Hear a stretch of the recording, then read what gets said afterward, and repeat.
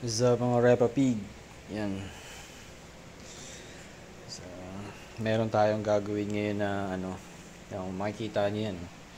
6330, F6330, Epson. So, nakalas-kalas ko na siya pero yan, ito ngayon yung bubuuhin natin. Patakbuhin natin yan. So, ang problema lang naman ito ano lang, hindi lang ma-detect yung ano, yung yellow at cyan. Kahit na puno siya, nagpaparefill siya ng ano ng inks. So, kaya naman kalas-kalas na ganito kasi ano, chine-check ko muna kung may mga wire na problema. Tapos siyempre lilinisin din natin yan, yung mga kung ano-anong mga dumi-dumi na yan. Ayan. Yung head niya, ayan, wala, tinanggal ko muna. Lilinisin din natin yan, kung ano-ano yan.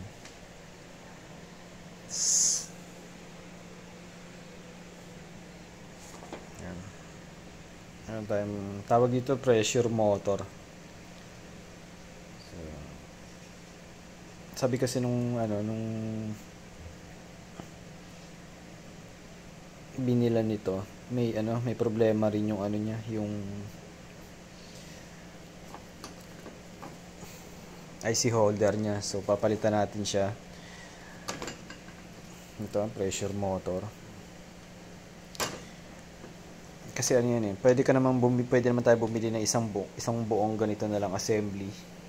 Tawag dito IC holder, pero yan, hindi na natin kailangan gawin yun, masyadong mahal. So bumili lang tayo ng mga parts at kukumpunihin na lang natin yan. Kayang-kaya natin yan gawin. Bilis lang yan.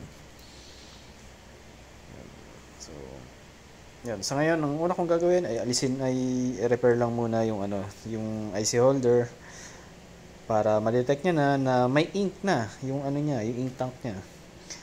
So, yun lang. So, update ako dito kung anong mga susunod na mangyayari. Yun lang, babush.